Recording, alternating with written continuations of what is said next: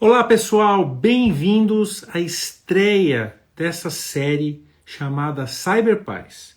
Essa série foi inspirada em diversos acontecimentos que nós vamos explicar durante esses próximos minutos que nós vamos estar aqui juntos.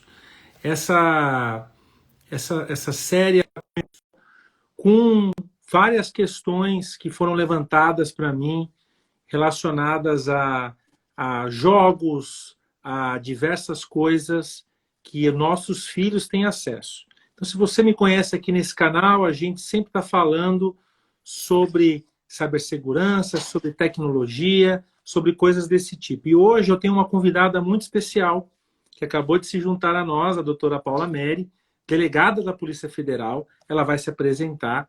Mas eu queria lembrar para vocês qual é a nossa jornada, o que nós estamos fazendo nessa série do Cyberpaz. Essa série, para quem não sabe, eu também tenho um canal com meu amigo Dr. Luiz Durso, chamado Dupla Digital, e recentemente nós fizemos uma gravação com a doutora Paula Meri sobre questões relacionadas a crianças, abuso sexual, cybercrimes e coisas do tipo. E em conjunto com um feedback enorme que eu recebi sobre avaliação de aplicativos, avaliação de coisas que as nossas crianças estão usando, eu me inspirei em lançar esse projeto que começa hoje com essa magnífica live, com essa pessoa espetacular, que é a doutora Paula Meri, seguida de um vídeo, onde nós vamos falar de 11 aplicativos que contêm um número enorme de abusadores, e depois um vídeo sobre como proteger os nossos filhos, ferramentas para proteger os nossos filhos na internet, e eu encerro com o Dr. Luiz Durso falando sobre cybercrimes, linchamento virtual e coisas que estão acontecendo nesse momento que a gente precisa tocar. Doutora Paula Meri, obrigado por estar aqui, obrigado por nos trazer tanta informação importante que nós discutimos e que movimentou essa série que está começando hoje. Queria agradecer muito a sua presença e queria que a senhora se apresentasse, por favor. Eu que agradeço o convite, Rodrigo, e eu acho que é muito bom, principalmente quando como a gente falou, né? Muitas das vezes essas palestras acabam ficando muito restritas a um ambiente jurídico ou a um ambiente acadêmico, o que é muito importante sim, mas principalmente trazer esse alerta para as pessoas do dia a dia, para os pais, para eles verem o quão comum isso é, infelizmente, né? Que não são casos de delegacia, algo que está distante a rotina, o dia a dia de inúmeras pessoas. Eu sou Paula Meri, falo daqui do Rio de Janeiro, delegada de Polícia Federal, estou na polícia como um todo há 18 anos e atualmente sou chefe do Grupo de Repressão aos Crimes Cibernéticos no estado do Rio de Janeiro. E há algum tempo, cerca de 4 anos, venho desenvolvendo esse trabalho de combate ao abuso e à exploração sexual de crianças e adolescentes, que infelizmente se constata cada vez que é muito mais comum do que a imensa maioria das pessoas imagina. E já vou até pedir para as pessoas que estão entrando, pelo aviãozinho, muito embora a live vá ficar gravada, para irem chamando outros pais, outras pessoas que tenham convívio, que tenham contato com criança, para que prestem atenção nos alertas que a gente vai fazer aqui, que são de suma importância para a proteção da infância e das crianças com as quais a gente convive. Eu fiz uma chamada, um vídeo chamada, né, doutora Paula? E eu falei que a gente ia falar sobre a coisa mais importante na nossa vida, na vida dos pais, o nosso tesouro maior, que são os nossos filhos. E você falou, você está aí no Rio, eu estou aqui nos Estados Unidos, para quem me segue sabe que eu moro aqui no Texas, e essa é a beleza da internet. Então esse é o lado bom, é o lado da luz, é o lado da força, que é onde a gente pode se conectar e que fazer essas conexões, inclusive aqui, intercontinentais, né? A gente está aqui dentro do mesmo continente, em hemisférios diferentes, fazendo e aproveitando desses recursos maravilhosos que é a internet, que trouxe para nós. Mas o que a gente precisa entender, e é o que nós vamos falar hoje, nesses próximos 55 minutos, é que, ao mesmo tempo que tem um mar de coisas boas acontecendo, existem os males da internet. E é isso que eu queria começar, doutora Paula. Como que funciona isso, né? Antigamente era o parquinho e agora é a internet. É isso mesmo? Exatamente, porque assim, muito embora pareça óbvio o alerta que a gente vai fazer aqui, mas assim, os abusadores de criança estão onde as crianças estão. E antigamente era muito mais comum a gente ver as crianças brincando na rua, na praia, no parquinho, numa pracinha. E hoje em dia, até mesmo antes do confinamento social, mas que se intensificou agora, né, por conta da pandemia e em âmbito mundial, todo mundo migrou para a internet. Então, assim, a criminalidade está onde as pessoas normalmente estão. E, principalmente, os abusadores sexuais de criança, eles vão atrás das crianças. Então, eles vão procurar ambientes onde eles possam interagir com as crianças e, principalmente, Rodrigo, de forma desvigiada. E, assim, muito provavelmente, numa pracinha, num parquinho, às vezes algum responsável está ali tomando conta, está ali observando. Só que na internet não. As crianças são deixadas de forma, muitas das vezes, de forma expostas excessivamente e quase sempre de maneira desvigiada. Porque os pais acreditam que pela criança estar dentro de casa, por exemplo, eu estou aqui em sistema de home office, ou estou aqui sentado, meu filho está ao lado brincando, jogando, ou interagindo com amigos numa rede social. Então ele está 100% seguro porque ele está dentro de casa, sob os olhos de todo mundo. E a realidade não é bem essa.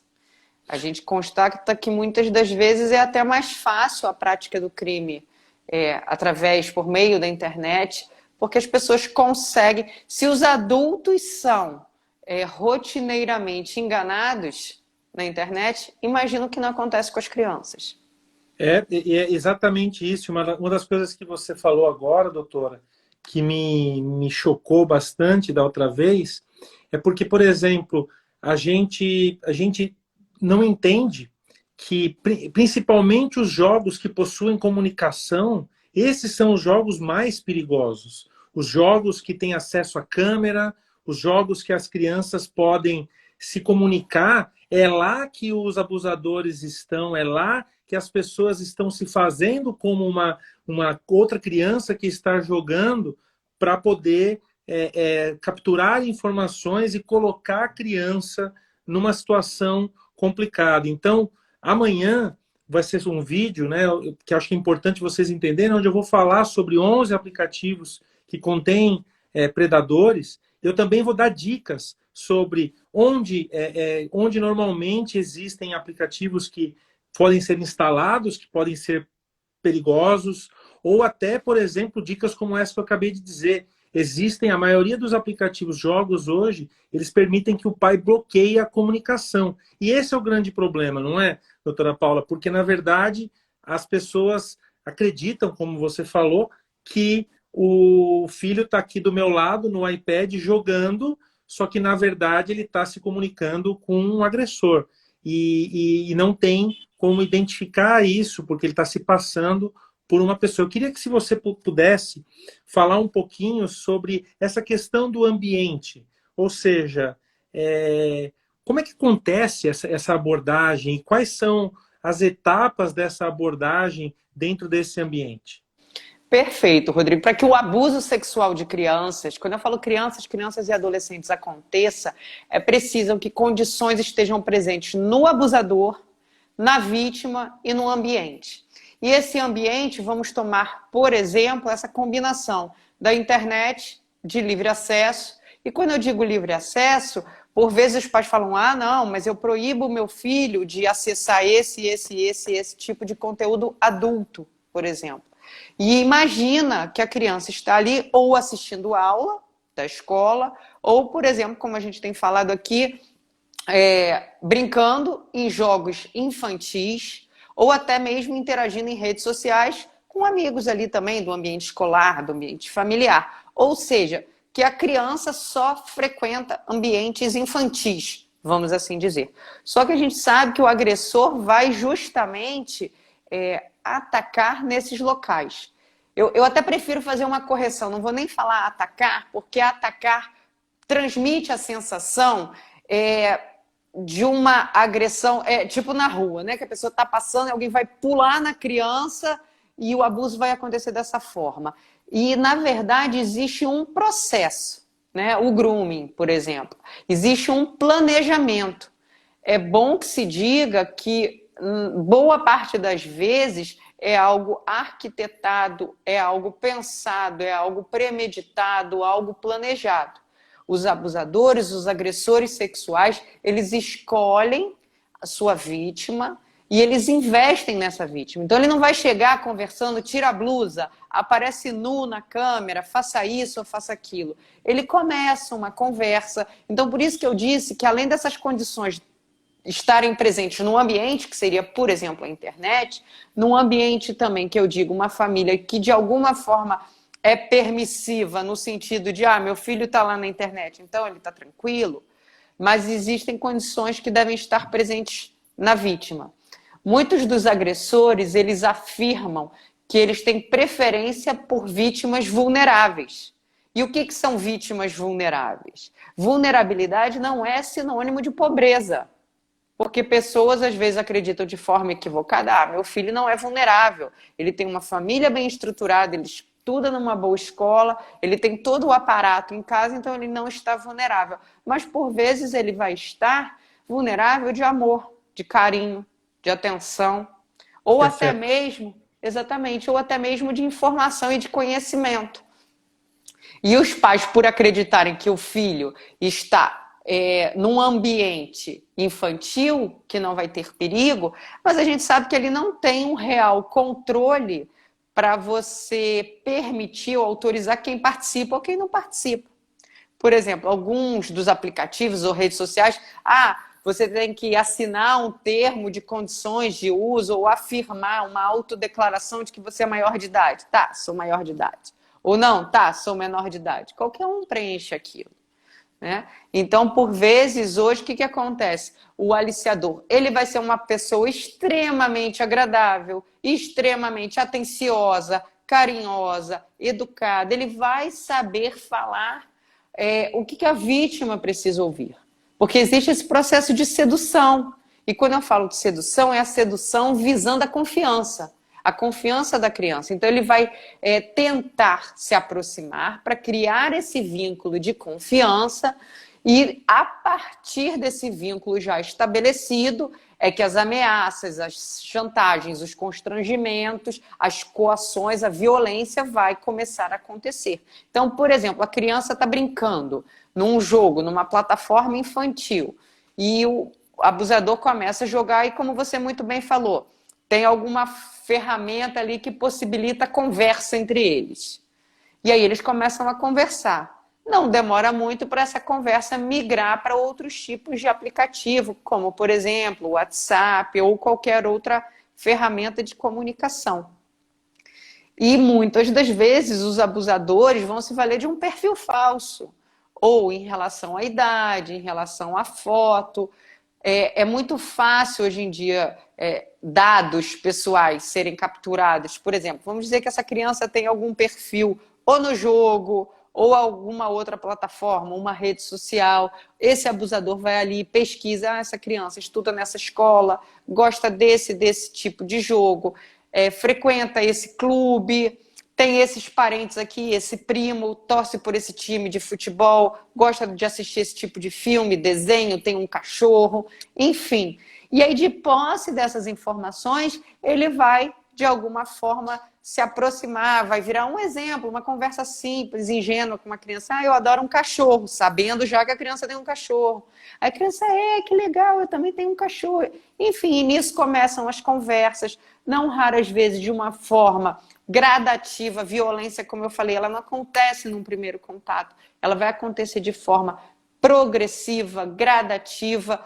Às vezes vai ser pedida algum tipo de imagem da criança, ou a criança é induzida, constrangida, incentivada a ligar a câmera, e nisso o abusador já está naquele ambiente, da criança, e cada vez mais ele vai coletando dados, vai coletando informações, e pode começar o constrangimento, a violência de diversas formas, sabe, Rodrigo? Porque assim, se enganam as pessoas que acreditam que a violência sexual só acontece no mundo real, só acontece de forma presencial. Hoje a gente tem casos, por exemplo, de estupro de criança, estupro de adolescente, que acontecem no ambiente virtual, onde as crianças são constrangidas a determinados tipos de prática, às vezes irmão com irmão, primo com primo, em que o abusador está do outro lado da câmera e vai fazendo todo tipo de ameaça. Então o pai e a mãe, o responsável, vai estar, por exemplo, na sala, vai estar no cômodo do lado, e a criança vai estar ali sofrendo as violências mais graves, sem que os pais sequer consigam imaginar, justamente por desconhecerem os perigos da internet. E uma das coisas que a gente falou, né, e a gente acabou no episódio do Dupla Digital, que vai ao ar no dia 1º de outubro, eu vi que fizeram perguntas. Aliás, façam perguntas na caixinha, que no final eu e a doutora Paula vamos responder, caso a gente tenha tempo hábil, porque a gente tem bastante assunto para cobrir. Sim. Mas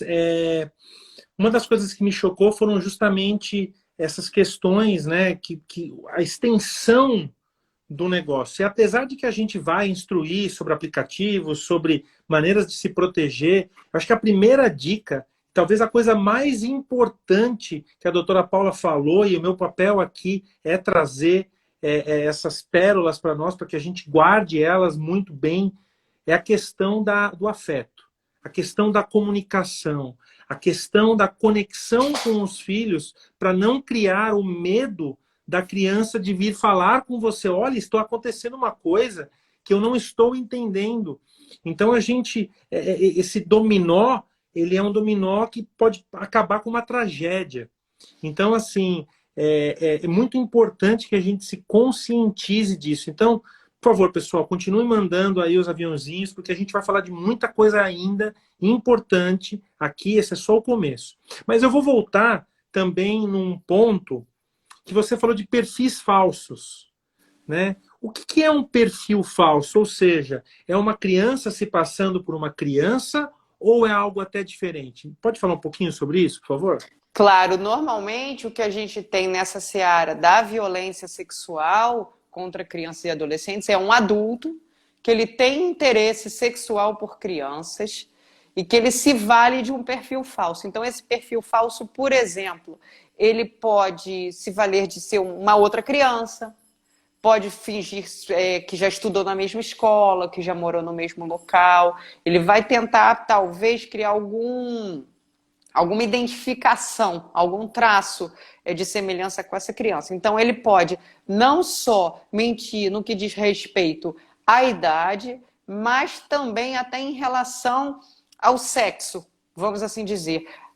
Já houve casos, por exemplo, de homem. A gente sabe que... Deixa eu fazer um alerta primeiro aqui, Rodrigo. Assim, vão abrindo vários links, claro, né? Claro, porque são vamos lá. vários assuntos importantes. Quem é o abusador sexual de crianças, né? Qual é o perfil desse abusador?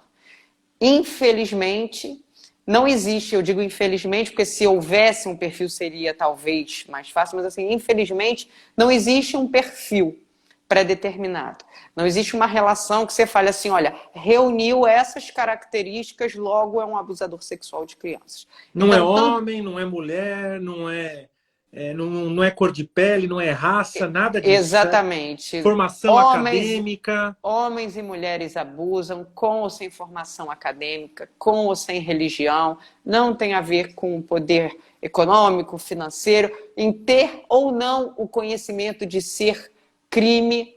Então, assim, realmente não tem perfil. Então, o que acontece? Isso assusta. Muito. Isso assusta, e, assim, porque não dá para a gente ter uma ideia de onde começa, né?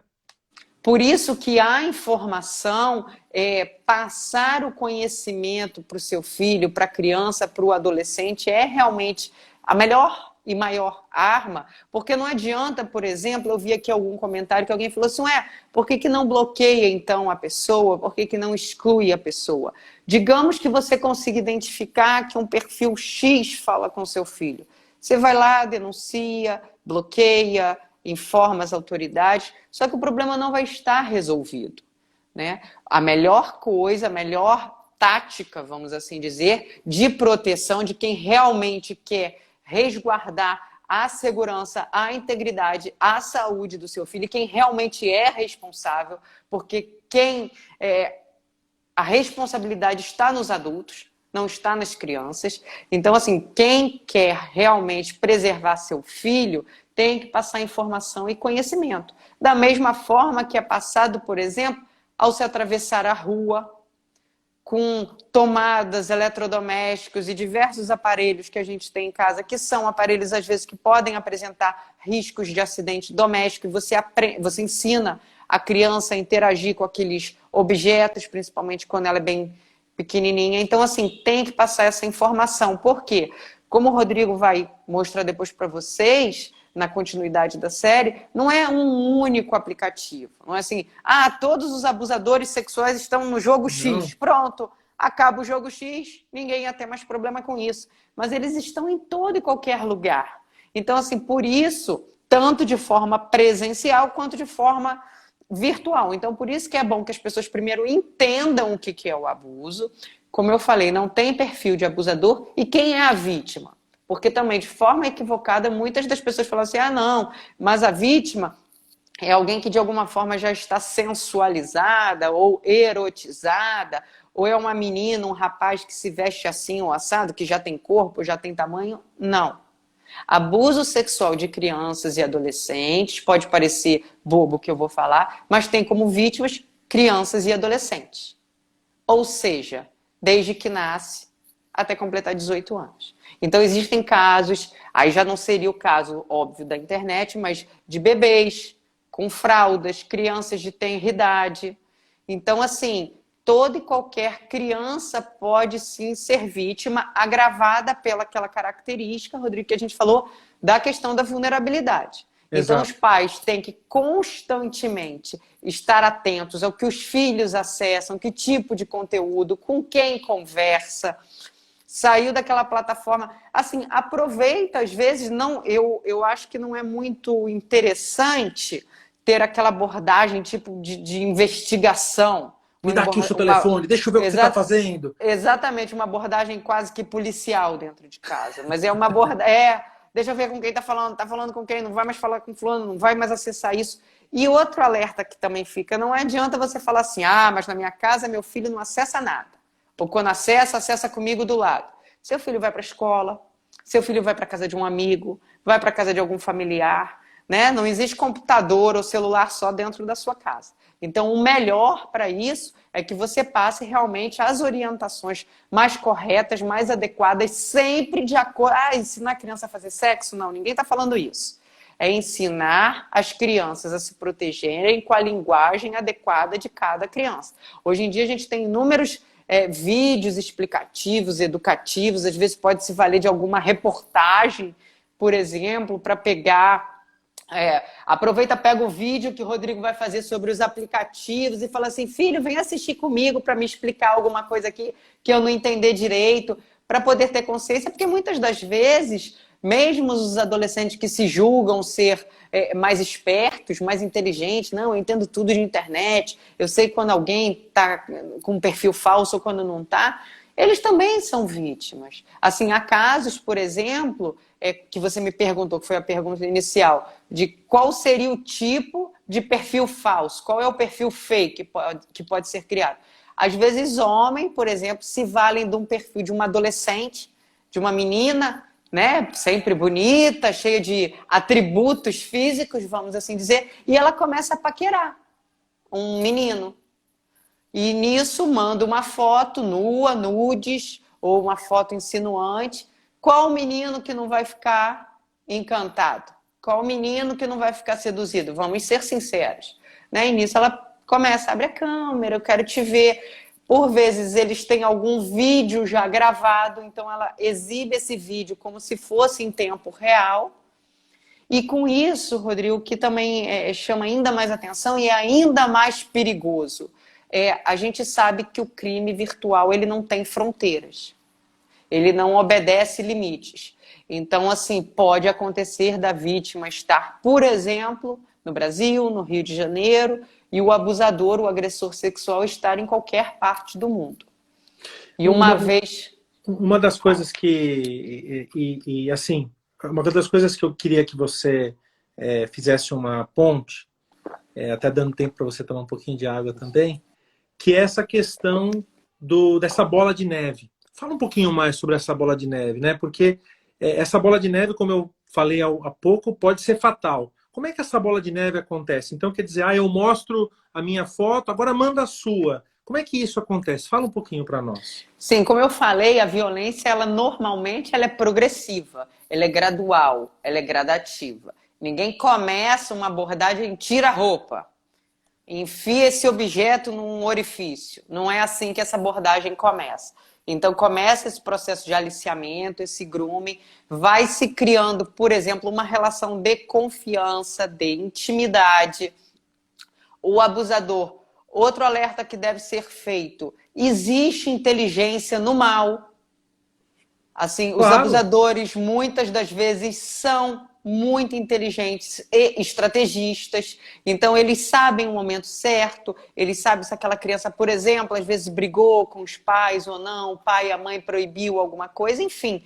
Então ele começa ali naquelas conversas, um exemplo simples. Às vezes a criança, agora eu tenho que desligar porque eu tenho que trocar de roupa para sair, ou porque eu vou trocar de roupa para dormir, ou porque agora eu vou tomar banho. E aí o abusador, se valendo desse perfil falso, duvido. Você vai desligar porque você não quer conversar mais comigo. Duvido que você vai tomar banho. Deixa eu ver então. Então, às vezes, até essa questão de pedir uma imagem, de pedir uma fotografia, um vídeo, ou que se ligue à câmera, vai acontecer de uma forma, num contexto de uma conversa. Né, Rodrigo? Que às vezes a pessoa não vai se dar conta. Eu tenho que sair, que eu tô... Não, então não desliga a câmera não, vai trocando de roupa enquanto a gente vai conversando, porque eu quero falar mais com você, eu tenho uma coisa super... eu tenho um segredo para te contar que eu não contei para ninguém, né? Toda criança, toda adolescente adora um segredo. Então, assim, você vai trocando de roupa e a gente vai conversando, e nisso a câmera tá ligada. E outro alerta também que a gente faz. Hoje em dia, essa geração, ela praticamente, ela nasce e ela acaba se desenvolvendo, sendo criada com câmera, com celular, com internet. Então, assim, a gente vê hoje crianças de 4, 5 anos de idade gravando programas, assim, em casa, de forma, né, doméstica, porque vêm e se reproduzem. Já vi crianças de 4, 5 anos falando, eu quero ser youtuber. Nada contra, mas o que eu estou falando é que ele tem uma facilidade de interagir com a câmera, ele tem uma naturalidade muito maior por vezes que os adultos têm. Então, para uma criança, para um adolescente, é muito mais fácil ter uma relação virtual, ter uma conversa por câmera, se exibir para pessoas que nunca viu, mandar foto, mandar vídeo, coisas que, por exemplo, às vezes minha mãe acha o fim do mundo a gente fazer uma foto, mandar foto que eu digo mesmo que vestido, entendeu? Mas encaminhar para alguma pessoa, enfim, porque isso não é da geração dela. E isso já hoje para as crianças, para o adolescente, é muito natural, é muito simples. Então, assim, isso também agrava o perigo em razão dessa facilidade, Rodrigo. Legal.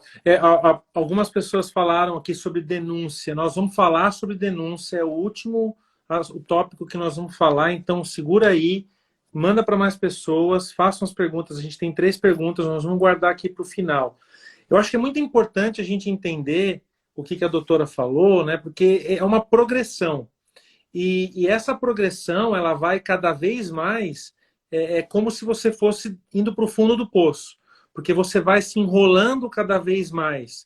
E uma das coisas tristes que eu tenho que falar, que a gente discutiu, né, doutora Paula, que é que isso pode levar realmente a uma fatalidade.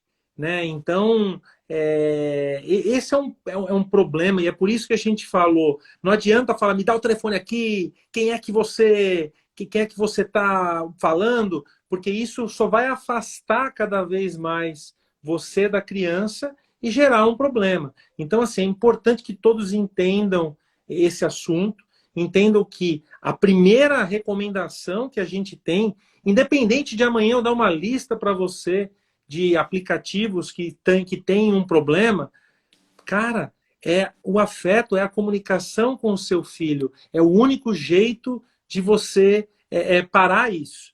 A espionagem, o bloqueio, você pode, são coisas que também vou explicar de como fazer, mas é um recurso aonde você tem que ativar quando você percebe que existe uma situação que você perdeu a mão. Não é mesmo, doutora Paula? Porque, na verdade, a comunicação e esse afeto, esse amor é a coisa número 1 que tem que acontecer aqui.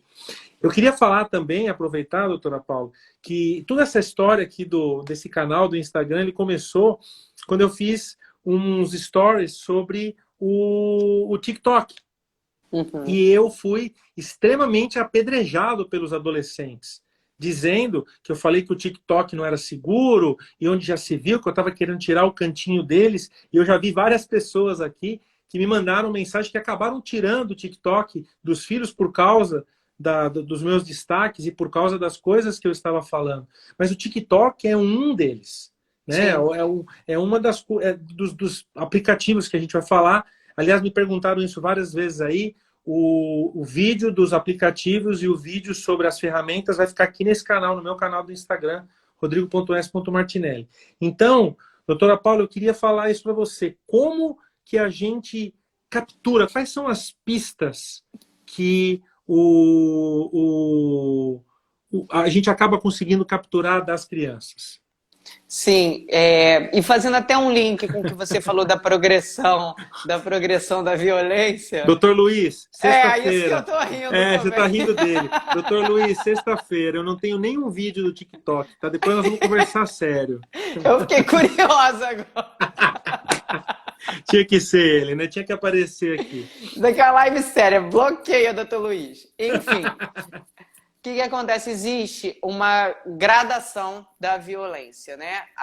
Alguém aqui até perguntou se os criminosos também se valem de algum tipo de material ou informação que tem das crianças para chantagear. Com certeza absoluta. Às vezes que sejam informações, por exemplo, que estejam ali num perfil, no Facebook, no Instagram, que a criança às vezes fala, estudo na escola tal, minha mãe trabalha em tal lugar, meu pai trabalha em tal lugar. E o abusador de posse daquelas informações vai chantagear a criança. Ah, você não vai me mandar uma foto sem roupa? Então eu vou lá no trabalho da sua mãe, que eu sei que sua mãe trabalha na escola tal, no hospital tal, eu sei que seu pai é engenheiro, dentista, advogado, enfim. Então, assim, essas informações também acabam deixando, de alguma forma, as crianças suscetíveis, porque a criança, às vezes, não vai ter a maldade, a malícia de saber. Ah, ele encontrou essas informações porque estão dispostas no meu perfil. E o que acontece? É até bom que a gente faça esse alerta, já que a gente está no setembro, em que é o mês do alerta, do Setembro Amarelo, de campanha contra o suicídio. O que acontece? Muitos dos adolescentes, isso é até um fenômeno mais comum entre os adolescentes do que as crianças, por não conseguirem dar vazão a essas chantagens, a essas ameaças, o medo que eles têm, porque muitas das vezes são ameaçados, por exemplo, de que os pais sofram algum mal injusto e grave. Muitos adolescentes começam a se mutilar, né, Rodrigo? Isso já faz parte dessa degradação, vamos assim dizer. Então, a gente isso é uma vê escapatória, a criança acaba, o adolescente acaba achando uma maneira de... Como é que é isso? Isso é uma coisa horrível.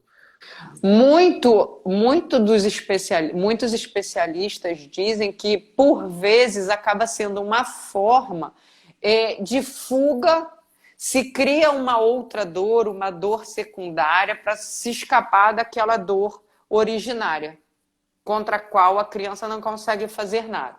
E essa dor originária vem do abuso, da violência. Dessa chantagem, desse Exatamente. abuso que não tem fim, certo? É isso certo. Mesmo? E quando o agressor já tem, por exemplo, uma primeira imagem dessa criança sem roupa, de alguma forma, aí ali ele já vai ter praticamente garantidas as demais imagens, porque ele vai falar, olha, eu vou exibir isso aqui na internet, eu vou mostrar para todo mundo na sua escola, eu vou contar para os seus pais, eu vou contar, enfim, para esses seus amigos, para esse local que você frequenta. E a criança, como não sabe sair dessa situação, por vezes não encontra acolhida em casa, porque, nossa, eu vou falar para minha mãe que eu mandei uma foto assim, que eu fiz isso, eu vou apanhar, eu vou ficar sem internet, e ainda tem essa pessoa que agora ele já nem sabe mais quem é, que ele só sabe que não é quem ele imaginava.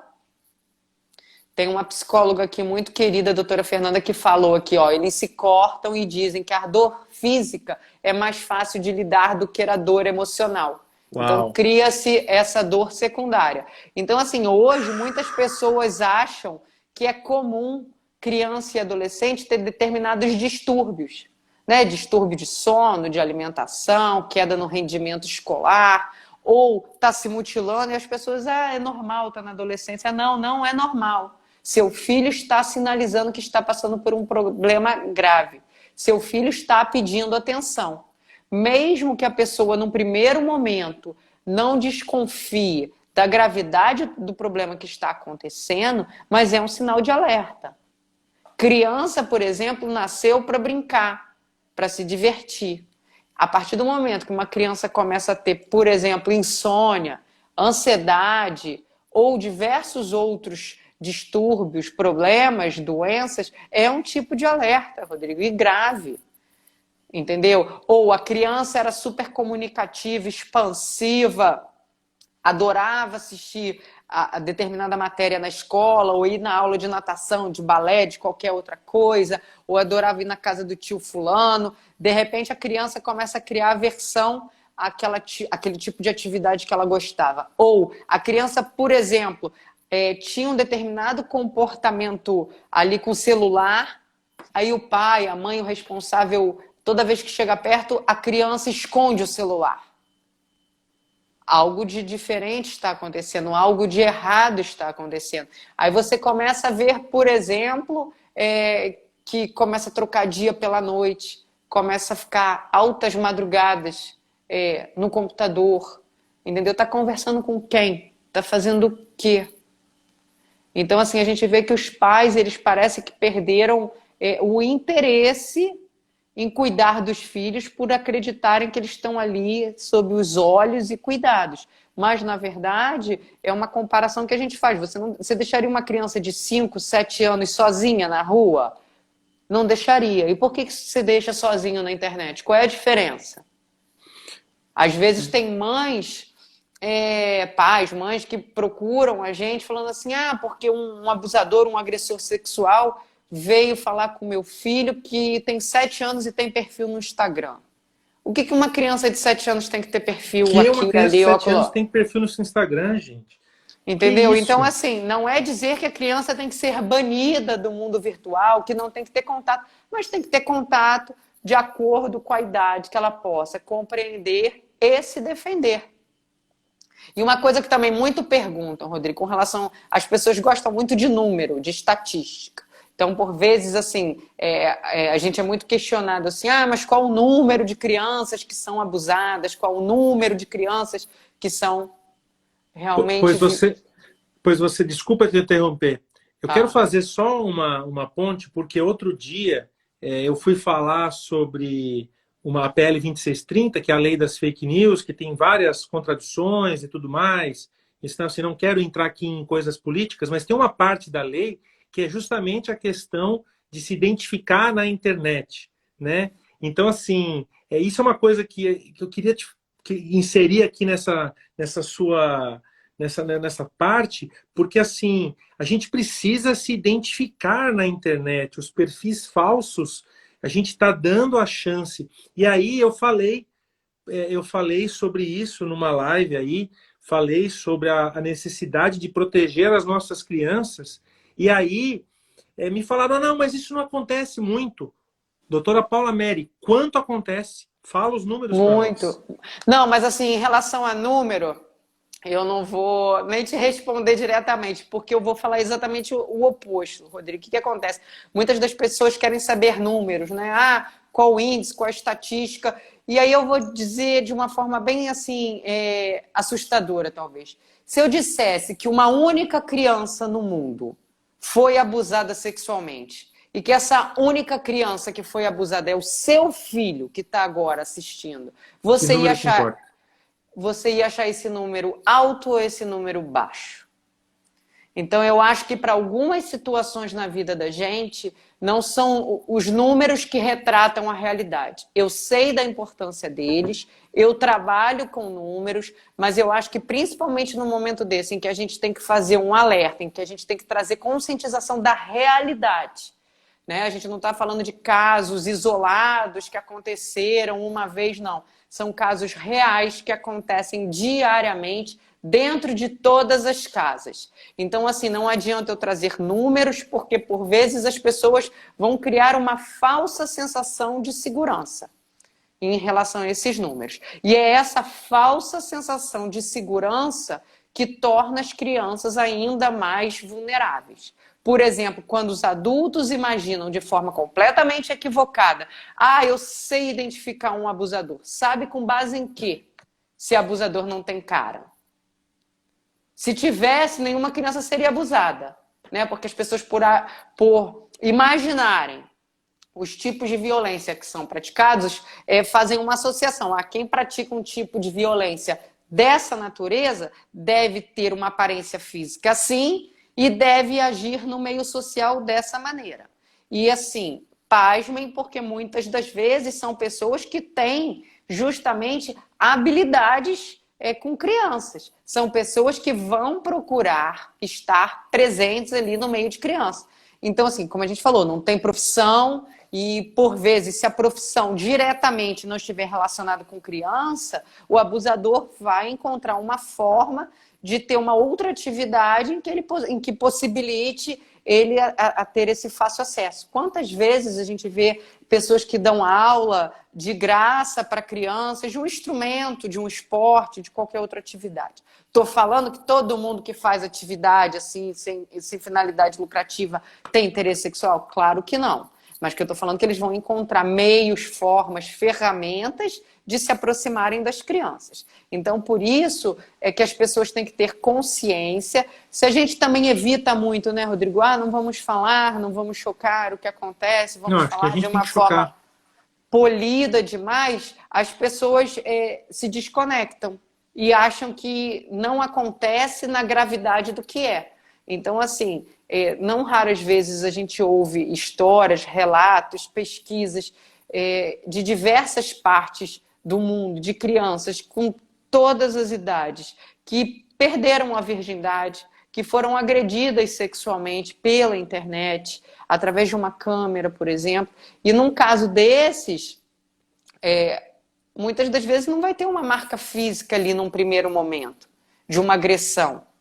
Às vezes o pai ou a mãe não vai constatar aquela agressão de imediato. Então, assim, tem que ficar alerta, saber o que a criança faz, passar constantemente informação, mostrar da mesma forma que se fala de uma maneira tão... Eu acho que todos os pais, todos os responsáveis por criança sempre falam: você não pode falar com estranho na rua. E por que com estranho no computador pode falar? E por que com estranho você dá o telefone de casa, você liga a câmera de casa, você mostra a sua realidade, você manda imagens de toda a natureza? As crianças, a verdade Rodrigo, as crianças estão, muitas delas, totalmente desprotegidas. Doutora, a senhora falou uma coisa importante e eu queria voltar nesse ponto que eu acho que ficou um pouco en passant, que é o seguinte: o abusador também está dentro da família, certo? Certo. Então, por exemplo, você falou, não quer ir mais na casa do tio, da tia. Como é que a gente captura essas coisas? Porque a gente viu casos aí recentemente aí no Brasil de pessoas muito próximas, né? Que, bom, vocês sabem, vocês assistem jornal, o pessoal que está aqui sabe do que eu estou falando, mas qual é a incidência? Não sei se você pode me dizer, não estou atrás de números, mas essa incidência de pessoas muito próximas e pessoas não tão próximas. Vou fazer um exemplo. Aqui outro dia, aqui na cidade ao lado, uma senhora parou e começou a tirar fotos das crianças fazendo atividade física. E um pai notou, porque eles estavam no horário da escola, o que a pessoa estava fazendo ali. Chamou a polícia, a pessoa fugiu e tal. Pegaram lá, estava com máscara, né? Agora estava com máscara e óculos de sol. Estão tentando achar a mulher. E foi um alvoroço aqui. Porque não tinha a finalidade. Qual é a finalidade da mulher estar lá sentada, tirando uma foto? Então, eu quis fazer essa ponte, assim, qual que é o estranho que é estranho, o abusador estranho e o abusador familiar, aquele cara que está inserido na sua família, é seu amigo, é seu parente. Como é que é isso? As pesquisas apontam, Rodrigo, que a imensa maioria dos abusos acontecem por parte de alguém que é do conhecimento da criança, que é do conhecimento da família. Né? Não necessariamente é membro ali da família, mas é aquela pessoa que tem, vamos assim dizer, um trânsito livre com aquela criança. Porque, como eu falei, e eu friso muito isso, talvez um dos primeiros elementos que a gente identifica é justamente esse vínculo de confiança. E, assim, muitas vezes os abusadores, eles conversam, eles trocam informação, conhecimento, técnicas e estratégias de como fazer, de como abordar crianças. Então, assim, o que a gente já constatou, que eles, por vezes, falam assim, técnica mais fácil, se aproxima dos pais, ganha a confiança dos pais. Então, assim, por isso que quando eu disse que não é um ato de ataque, porque existe sim esse planejamento, eles se dedicam, entendeu? Tem essa premeditação, então eles escolhem uma criança, eu vou investir naquela criança. E como que eu vou conseguir ter livre acesso àquela criança? Os pais. Basta que os pais confiem em mim. Então, assim, ele vai ser aquela pessoa acima de qualquer suspeita. Vai ser aquele cara ou aquela mulher super gente boa. Você quer sair com a sua esposa? Deixa o filho aqui que eu cuido. Ou deixa que eu levo seu filho na igreja ou na escola. Ou eu já vou buscar o meu, eu busco o seu também. Aquelas coisas do cotidiano. O abusador, ele não vai vir com uma proposta mirabolante. Entendeu? Não vai ser algo assim, vai ser algo do cotidiano. E as pessoas estão ali tão atarefadas, muitas das vezes querendo alguém que faça aquela função de pai e mãe, né? E a função de pai e mãe não dá para terceirizar. Essa é a verdade. É óbvio que eu entendo que as pessoas têm que trabalhar cada vez mais, entendeu? Mas assim, nada impede. Eu não estou falando que você tenha que passar 24 horas por dia com seu filho, não é isso. Mas que você saiba o que acontece. E que você estabeleça mais do que ninguém essa relação de confiança.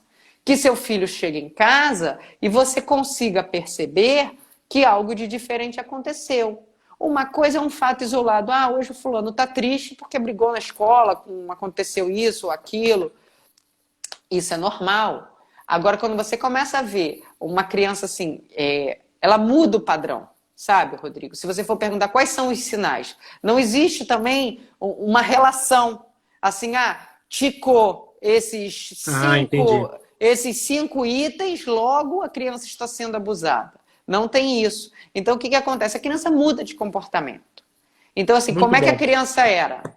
Era dessa maneira. Era uma criança extrovertida, alegre, divertida, como eu falei anteriormente, e de repente passou a ser uma criança introspectiva, tímida, ou em determinados lugares, a criança passa a usar um outro tipo de roupa, muitas das vezes, Rodrigo, para esconder a automutilação, para esconder o flagelo. Gente. Então, às vezes, você está, só mais esse alerta, você está num local que é extremamente quente, você começa a reparar que o adolescente está de capuz e de casaco. Aí quantos pais que não olham e falam assim, deixa aquelas coisa esquisita de adolescência. E o que está por trás? Por que um adolescente... E ninguém vai, sabe, procurar saber, buscar esse laço de confiança, perquirir isso. Não, muito, muito legal. Pessoal, eu espero que isso tenha sido um baita... abrir os olhos de nós. Doutora, nós falamos sobre denúncia. Vamos falar um pouquinho sobre isso, né? Porque a gente tem aí 10 minutos para terminar a live, então vamos falar um pouquinho de denúncia, que eu acho que é um assunto importante, e aí se tiver tempo a gente responde essas perguntas, se não tiver, a gente faça as perguntas no post. Esse vídeo vai ficar gravado, é o episódio 1 do Cyber Paz. Amanhã vão ter um vídeo amanhã, um vídeo na quinta-feira, e nós vamos fechar com uma outra live com o Dr. Durso. Mas vamos lá. Como denunciar? Sim, primeiro o porquê da denúncia, muito embora seja óbvio, mas tem pais que às vezes acreditam de forma equivocada que vão estar protegendo seus filhos ao não denunciarem. Tipo, hoje aconteceu o pior, ou aconteceu, mas não foi tão ruim, poderia ser pior, não vou denunciar para ninguém ficar sabendo, para a criança esquecer, para deixar para lá. É imprescindível, é importantíssimo a gente romper o ciclo de violência. O silêncio só protege o abusador, o agressor sexual. O silêncio jamais protege uma criança vítima.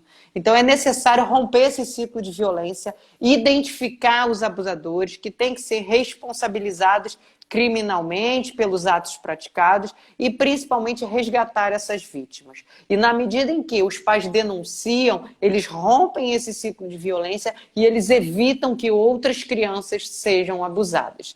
Porque raríssimas vezes eles abusam de uma única vítima, eles fazem inúmeras vítimas ao longo da vida.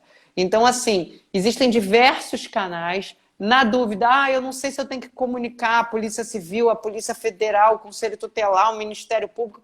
Comunique a qualquer autoridade competente. Se não for atribuição daquela autoridade, vai ser dado devido encaminhamento até chegar à autoridade responsável com atribuição para atuar. Então, a gente tem diversos canais hoje, de forma anônima ou não.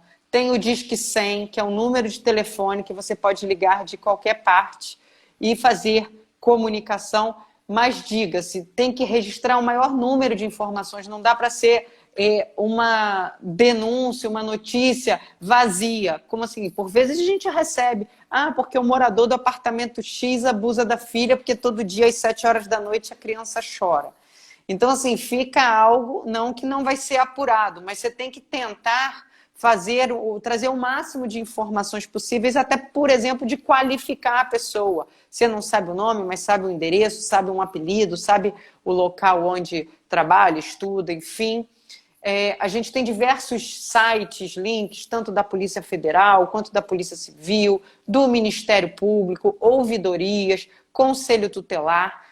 Existe para os crimes cibernéticos como um todo, não só de abuso e exploração sexual de crianças e adolescentes, o site da SaferNet, que além de possibilitar a denúncia de sites, perfis, qualquer veículo, vamos assim dizer, na internet de qualquer parte do mundo, ele tem também canais ali 24 horas de chat que podem ajudar, orientar.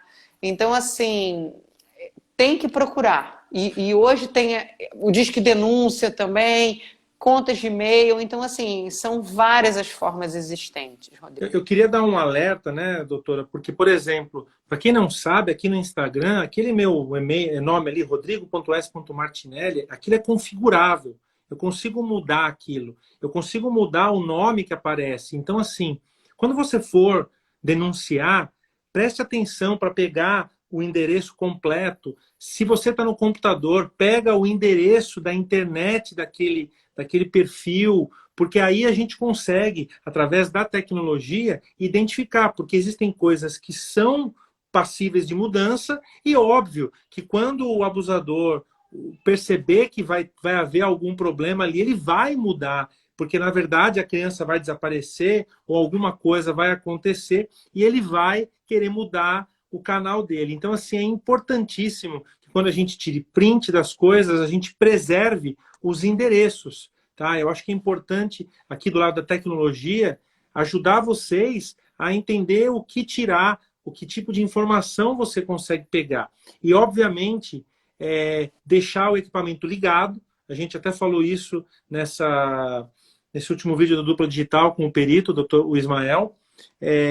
Doutora, a gente falou sobre pegar o telefone, levar na polícia. Vai precisar acontecer esse processo, gente, porque a perícia de computação vai ter, a forense vai ter que ajudar, vai ter que poder olhar o dispositivo. Então, assim, gente, denunciar o silêncio não pode. E é por isso que nós estamos aqui, é por isso que a gente começou essa série hoje. E o silêncio ele não pode não pode perdurar. Não é mesmo, doutora?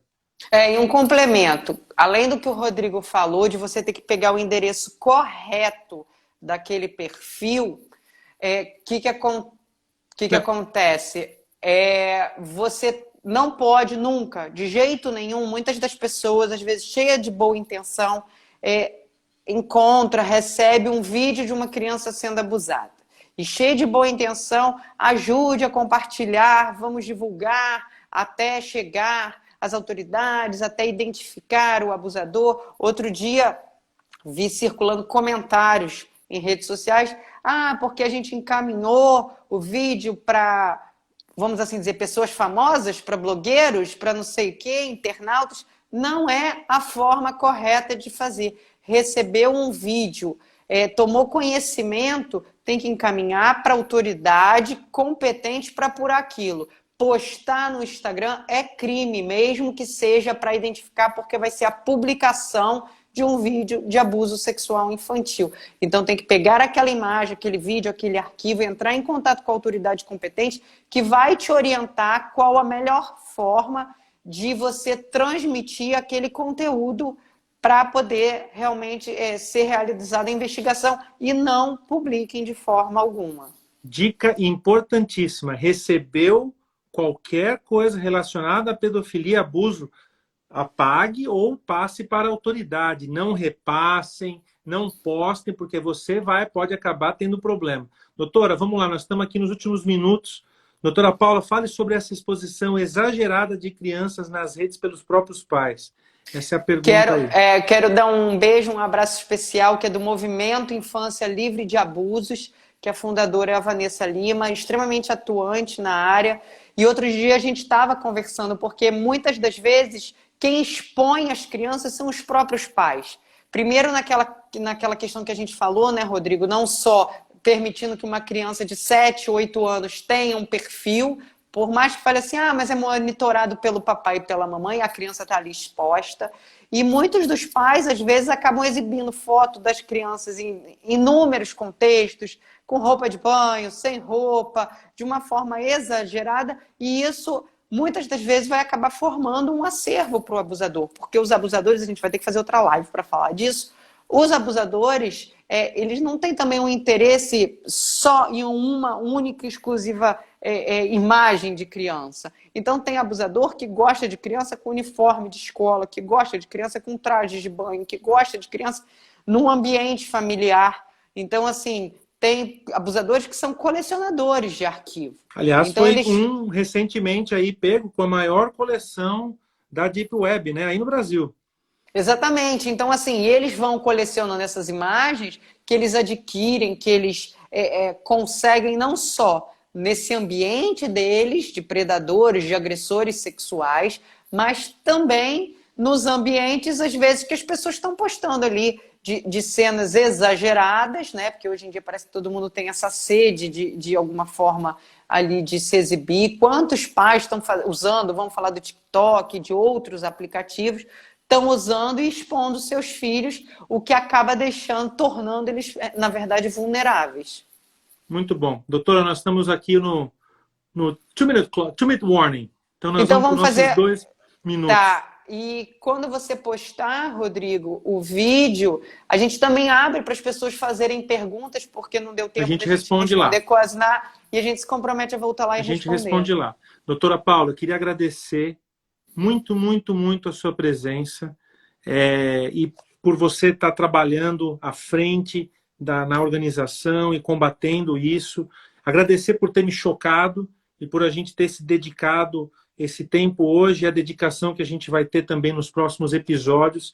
Essa é uma série chamada Cyberpais, começa hoje. Tem 2 vídeos postados aqui no meu perfil do Instagram, um amanhã, outro depois de amanhã, e termina com uma live com o Dr. Luiz Durso sobre crimes digitais, linchamento virtual e mais uma série de coisas que nós vamos falar. E eu quero fazer mais uma colocação, Rodrigo.